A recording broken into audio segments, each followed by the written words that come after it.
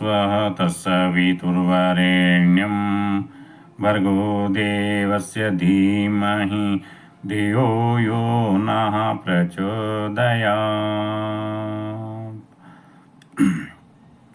मेरे आत्मीय देवियों भाइयों, आज मैं आपको अपनी कहानी सुनाता हूँ।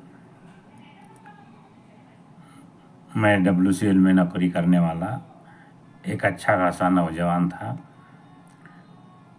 किसी बात की कमी नहीं थी, सिर्फ ज्ञान की कमी थी।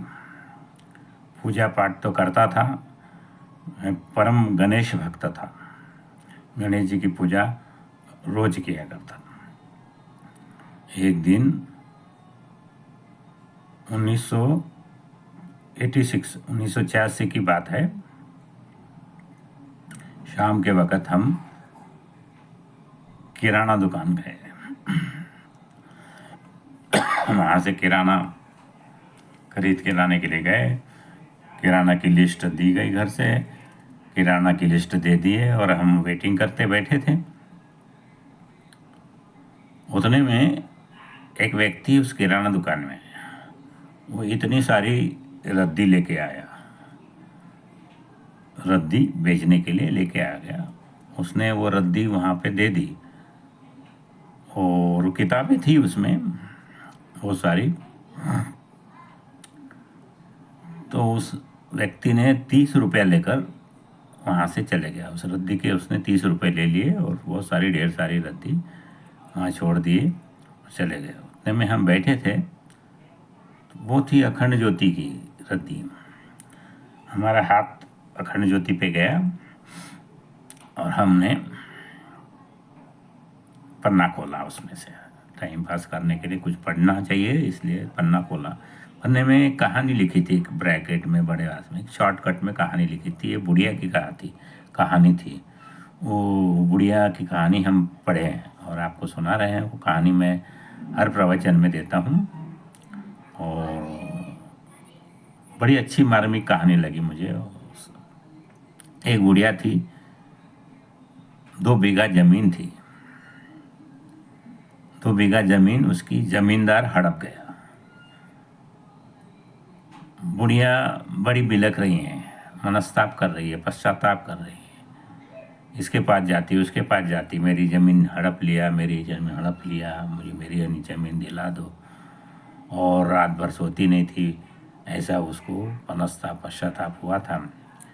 एक बार एक व्यक्ति उसके पास आया और बोला, जा, 2 व्यक्ति आए हैं, वो तेरी ज़मीन दिला सकते हैं। तो बुढ़िया उनके पास चली गई। वो थे गायत्री परिवार के 2 युवक।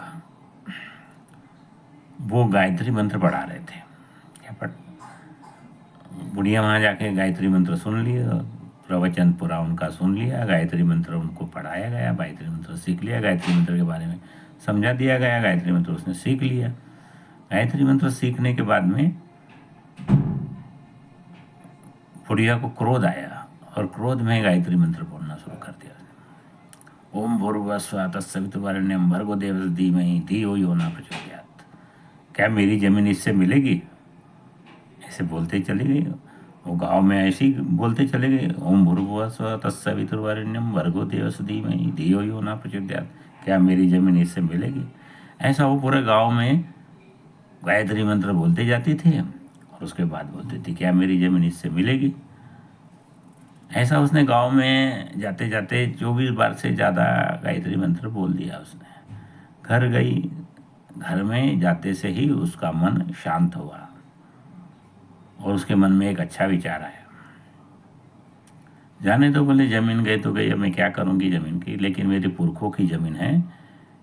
एक टोकना मट्टी घर में ला के रख लेती हूँ और उसमें तुलसी का पौधा लगाती हूँ और रोज़ उसकी पूजा करते रहूँगी। ऐसा उसके मन में शांत विचार आया। उस दिन वो शांत तरीके से सोई, मन शांत हुआ उसका। अच्छे से सवेरे उठी, फ्रेश हुई और टोकना और पावड़ा लेके खेत में गई। खेत में जाके मट्टी निकालने लगी तो वो जमींदार था, वो भी देख रहा था उसको, वो भी उसके पीछे पीछे गया।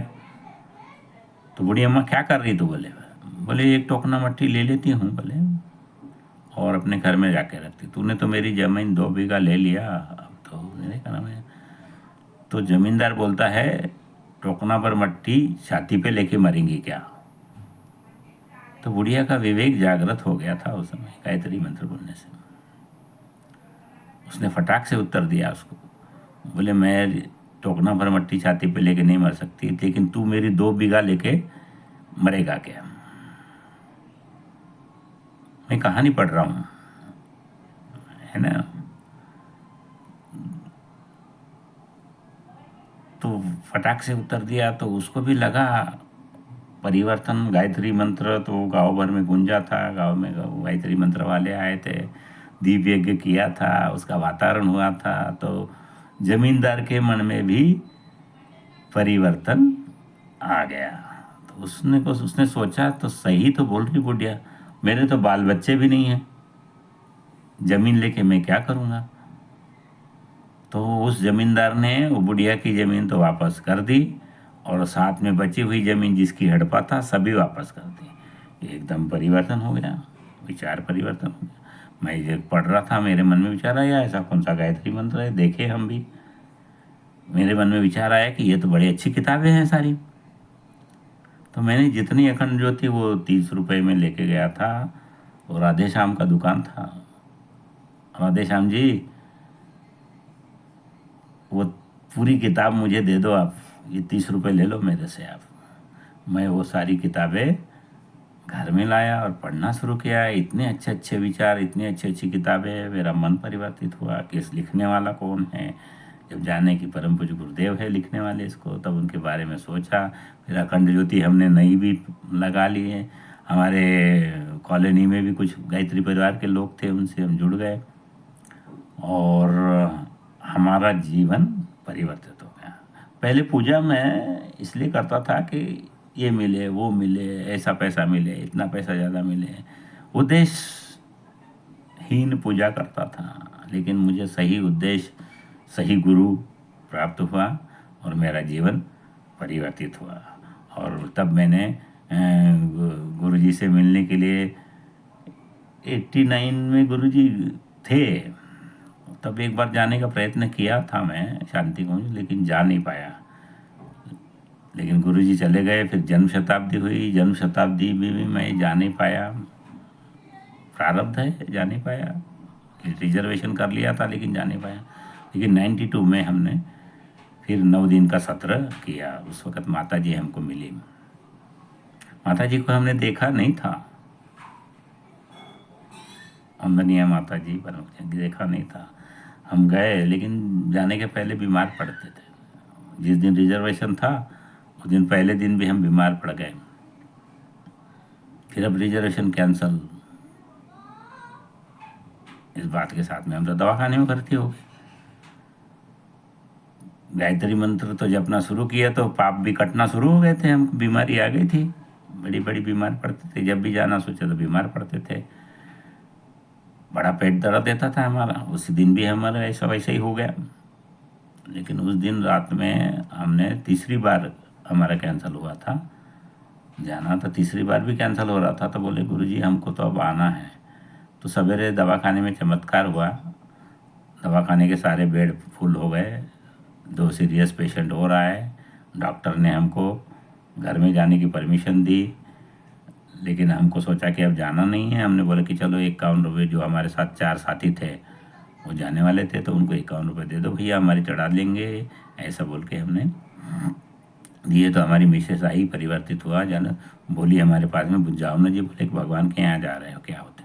तो हम शांति घूमे, वहाँ से दिल्ली पहली बार गए, दिल्ली घूमे, अच्छा गए।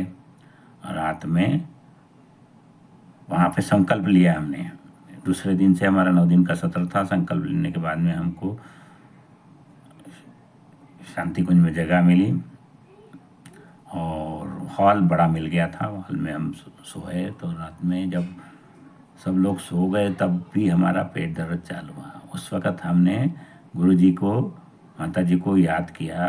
तो माता जी वो तो हमने देखा नहीं था। एक बूढ़ी अम्मा आई, हमारे पास आई, हमको गोद में सुलाई, हम शांत नीचे सोए, हमें ऐसी अनुभूति हुई, इतना आनंद कभी नहीं हुआ। लेकिन जब दूसरे दिन हम संकल्प 4 बजे से उठ गए, फिर अखंड ज्योति के दर्शन किए, माता जी के दर्शन करने के लिए उस दिन लाइन में लग गए थे। आजकल जैसे गुरु जी और डॉक्टर साहब के दर्शन करते हैं, वैसे माता जी वहाँ बैठी थी।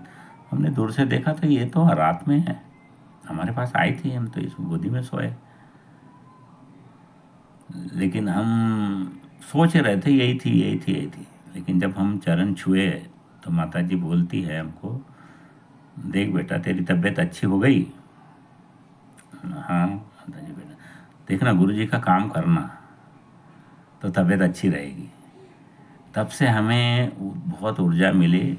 और उसके बाद में 94 में नागपुर अश्वमेध था, उसमें हमने बहुत सारे काम किए और हम पूर्ण गायत्री मंत्र हो गए। हमको ड्यूटी में भी बहुत फ़ायदा हुआ है और 3-4 बार हमारी जान गुरुजी ने बचाई। ऐसे हम गायत्री परिवार से जुड़े हैं। और आज यूट्यूब चैनल ये जो चालू किया है, आपको कोई पैसे कमाने के लिए नहीं किया। हम जो चाहे जितने लोगों के पास पहुँचे, गुरु जी की बातें पहुँचे, अच्छी अच्छी बातें पहुँचे, और इसी भाव से हमने यूट्यूब चालू किया है। कृपया हमारा सत्संग से आप सुना करें और अच्छी अच्छी बातें गुरुजी ने जो बताई हैं, किताब पढ़ के बताएंगे, हमारे जो अनुभव है आपको बताएंगे। और आप यूट्यूब चैनल हमारा सब्सक्राइब कीजिए और वीडियो अच्छा लगा तो लाइक कीजिए। और आज की बात यहाँ समाप्त करते हैं, कल एक अच्छा वीडियो फिर से डालेंगे। परम पूज्य गुरुदेव की जय, परम वंदनीय माता जी की जय, शांति कुंज हरिद्वार की जय।